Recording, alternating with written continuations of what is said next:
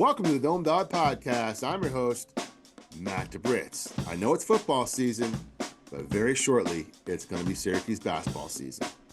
Yes, Syracuse football started 6-0 and got everyone excited, including me, about the program again.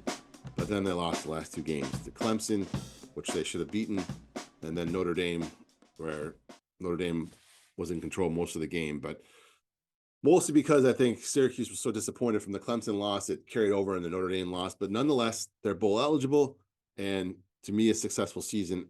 But I'm always going to go to basketball next because I think Syracuse is a basketball school. Team's always good, always competitive, and something that I talk about often. Anyway, if you're just jumping into basketball scene because of football, because of whatever else is going on in your life, I'm here to break down the new guys on the team, the guys that have been there, the schedule.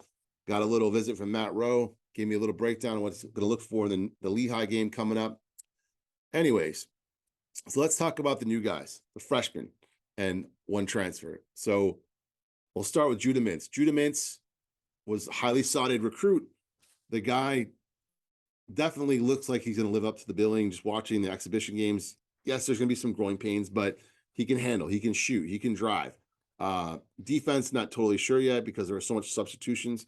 But he looks like he'd be a perfect guy at the top of the zone.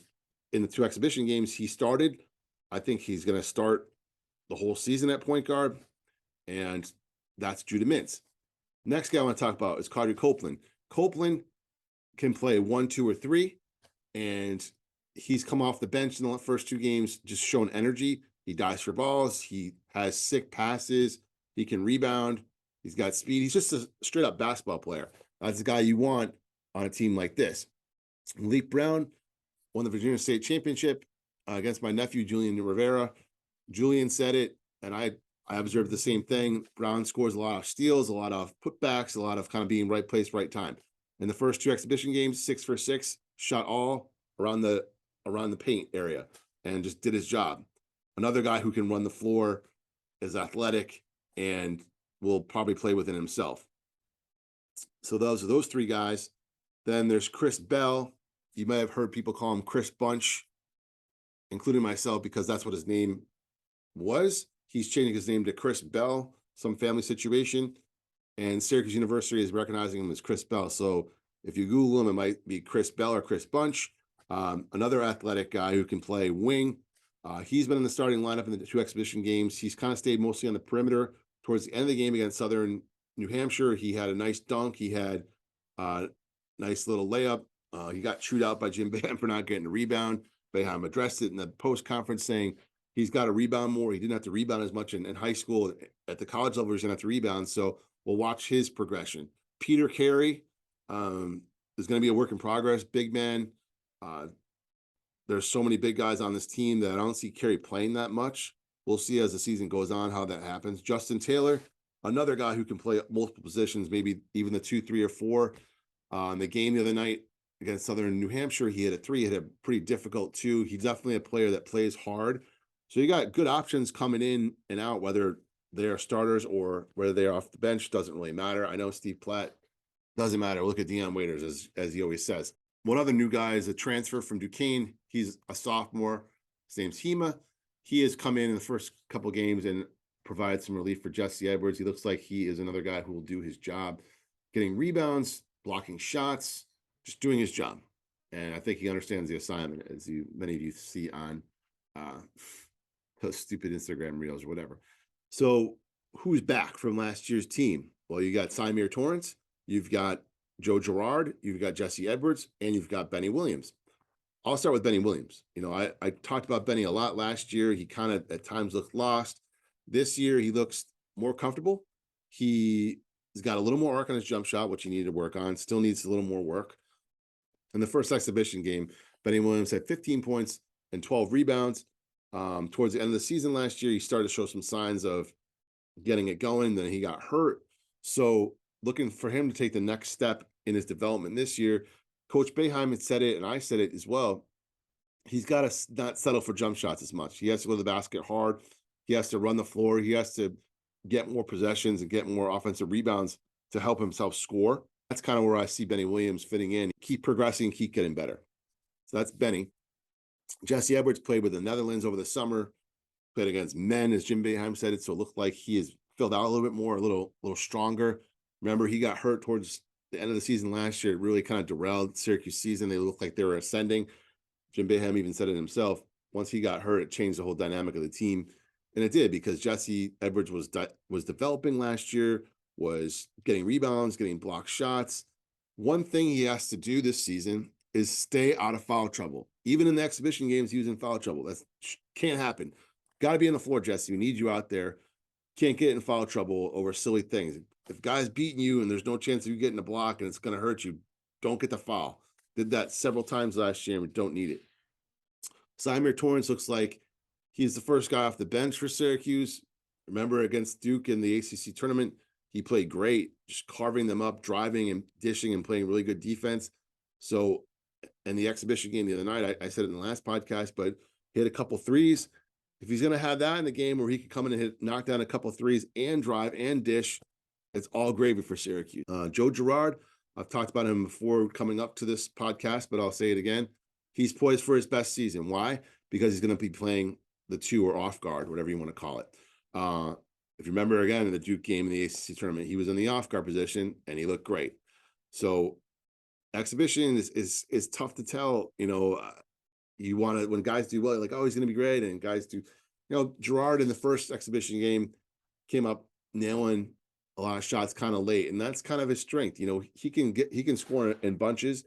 He plays within himself this season, which runs through screens, gets the benefits from the double team on Jesse Edwards and can knock down those shots. He's going to have a great season. And I think it's going to be his best season. I already talked about the other freshmen, but now I want to talk about is the defense and kind of the rotation. So in the first two games, Syracuse seemed to have a first unit or starters and a second unit. So the first unit, consisted of Drew DeMintz, Girard, Bell, Williams, and Edwards. At times, they seemed like they couldn't play the man-to-man defense, which Boeheim has talked about. This team's going to play man-to-man or they plan to play man-to-man. They play maybe a little bit better in the zone, I think, because maybe Benny and Edwards are more comfortable in the zone at this point after playing for a few years. But when they tried to play man-to-man the other night, it wasn't working out too well. But then Syracuse kind of did a line change, and it was Torrance, it was Taylor, it was Copeland, it was Brown, and it was Hema. And in the second half, they kind of ignited the team. And at that point, say, oh, these guys have a different vibe. They're going in there just to disrupt the game. Maybe they're the ones going to play man-to-man. Maybe they're the ones going to press. Maybe they're the ones going to give Syracuse that kind of lift. And then the starters should come back in. But I'm kind of wondering, was that starting lineup just an experiment? Is this line change an experiment? It's hard to tell in the exhibition games. That's why on Monday when they play Lehigh, we'll absolutely see what happens. The game be close, will be a blowout. Not sure, because it's the first game of the season. But we will see a different rotation maybe, or a tighter rotation, because the game actually counts. In an exhibition game, you lose, doesn't matter. Regular season game counts. So you don't want to lose to Lehigh, because that would be horrible for Syracuse's chances down the road. So kind of going into that, the out-of-conference schedule, I wouldn't say is as tough as last year, where they had to play at the Battle for Atlantis when they ended up playing Auburn. They played VCU, which is not a great team, and they played Arizona State. They lost to VCU. They lost to Auburn. They beat Arizona State. And then Syracuse also lost to Colgate last year, which was a tournament team, but they came into the Dome and the first time they won in a million years, right? So this year, Syracuse plays Colgate again. They got to get that win. They play at the Barclays around Thanksgiving. They play their nemesis from way back in the 90s, Richmond. Got to get that win. Then they play the winner of Temple, St. John's. They got to get that win in that tournament. If you lose those games, it hurts you down the line for the NCAA tournament, because they're on a neutral court. They're playing against a Big East team and an American Conference team. it weighs towards the NCAA tournament's decision towards the end of the year. That's hurt Syracuse a lot last year by losing those games early and then having to go through the gauntlet of the ACC. You're going to lose some games that maybe you shouldn't. Hopefully they can win some games they shouldn't. After the tournament at the Barclays, Syracuse plays Illinois in the Big Ten ACC Challenge, which is going to be a challenge. I talked about Illinois maybe in another podcast when I was doing the schedule release. Be back, but and doing more research about them, they are ranked. They are got some new blood in there, some Baylor transfers. But one thing I can't stand is they're trying to steal the orange thing. They say "Hail Orange" all over their page. Well, send that back, man. If you listen to my podcast coming up this year, I started this thing called Send It Back. I already sent that back once. I'll send it back again. Hopefully, Syracuse sends Illinois back an L. But anyways, it's going to be tough to win that game just because it's on the road. It's against a Big Ten opponent. But if Syracuse can get that win, it'll be huge down the line for NCAA tournament selection. Now in the conference play, Syracuse plays Duke once in the Dome. North Carolina once in the Dome. North Carolina is the ranked number 1 right now. Duke's in the top 10. Syracuse plays Virginia home and away. And the regular cast of characters in the ACC, but those are the ranked teams they have on their schedule right now. Remember last year against North Carolina, Syracuse lost to North Carolina at Chapel Hill in overtime. And as I joke with my buddy Adam Peterson, a big North Carolina fan, if it wasn't for Syracuse losing that game, or if Syracuse had won that game, would North Carolina even made the NCAA tournament? Look what they did. They went to the championship and they should have won that game against Kansas. They blew it. But Duke, always a problem for Syracuse. New coach this year, John Shire. Well, we'll see. The ACC will always test you with these good opponents. And as I said, there's some games that Syracuse may lose. Hopefully there's some they may win they're not expected to, but those are some tough games that they have within the ACC schedule. As I mentioned, the game at the Barclays, Colgate, got to win those non-conference games to help with the NCAA tournament because the ACC schedule is just tough, and we know that. So that's the schedule. I talked about the team, the schedule. I talked about the new personnel. I told about the guys coming. I talked about the schedule. Now, maybe a little bit more on the defense.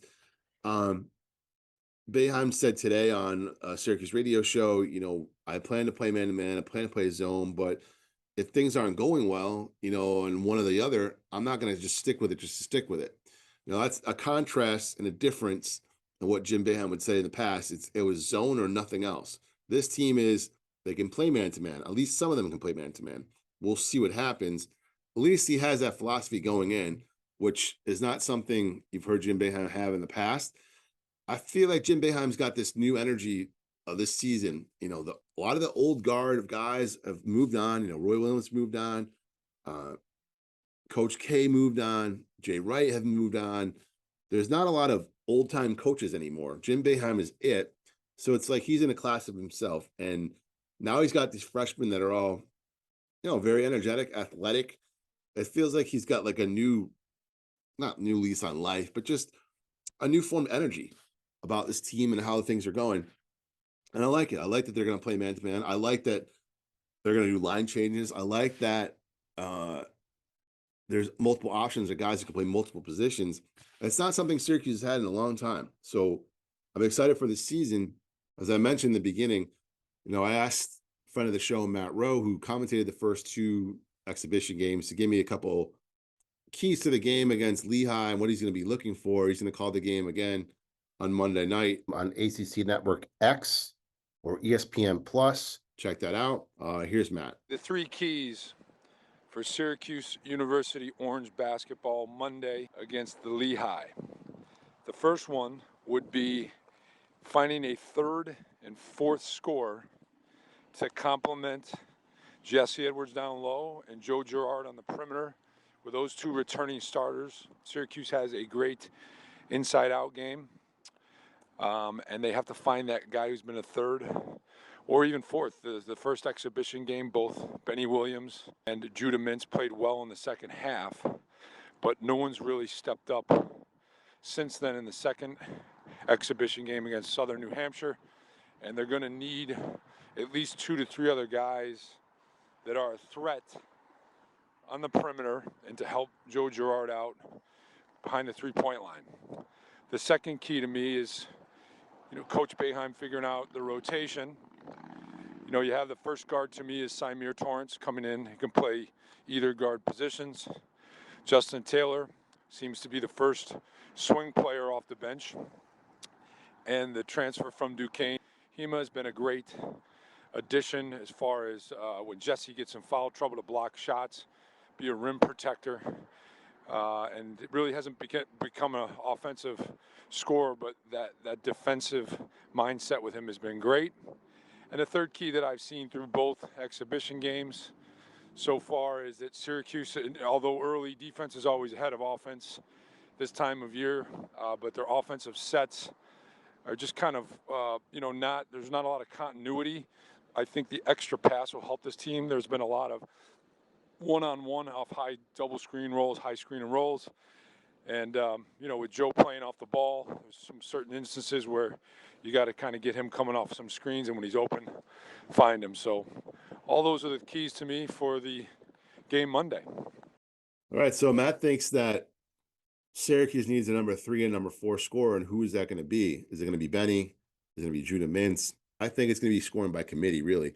It's Joe Girard and it's Edwards. I think Edwards should be option number 1, just because even though everyone wants to play small ball and shoot threes, everyone's eyes still go on the big man when he gets the ball in the post. And as Edward looks like he's improved a little bit in the post, I would go to him early and often, especially against these smaller teams. Just pound the ball inside to him, let him maneuver. But we haven't really seen in these exhibition games, can he pass effectively? Can Syracuse kind of get like a hockey pass going? 1, 2, 1, 2, 1, 2. We'll see what happens with that. I think it's there for the taking of any of the guys. Jim Boeheim kind of fooled me in his press conference when he talked about Benny Williams. There's a lot of work to do. The next couple of weeks are important for him. I thought his starting position was not sealed. It was like up in the air. It might still be, because those are exhibition games. You never know the difference from an exhibition game to a to a real game. The lineup could be completely different. It could be Copeland in the lineup. It could be Justin Taylor in the lineup. I'm talking about starting lineup. So we just don't know until the game starts. But I think even if you kept the lineups the way they were, I like that line change. I think it's really good. Mintz, to me, can score at times. I think he's even said it. He said it in the Juice Online, and it was on one of my stories. He's got to be picking and choosing his spots. And I think that's really important as a point guard. He has to pick and choose his spots. If the guys playing against him can't guard him, go by him. If it's a tougher guard and he needs to pass and move and pass and move and pass and move and find the open man, do that. If Joe Girard is hot, get him the ball as much as possible. His job is just to make the offense go any way possible. It doesn't have to be from scoring, but Matt Roe thinks that they need a third and fourth scorer. So we'll see how that all plays out. I know that's a lot for the Dome Dawg podcast today, but there's a lot to get into with the schedule and the guys coming in. Also, thanks to Matt Roe for giving that breakdown. Hopefully he will join me throughout the season to give breakdowns and talk about more things. He was the first guest in the Dome Dawg podcast. I will put in the show notes the link to his audio podcast. Not as much video then. I wasn't doing as much video then, but there is audio. Some great stories about recruiting and guys on the team, Sherman Douglas. So check that out. It's a long interview, but it's great. Please comment, share, like video on YouTube. That's how other people will find the Dome Dawg podcast. I'd love to hear from my fans.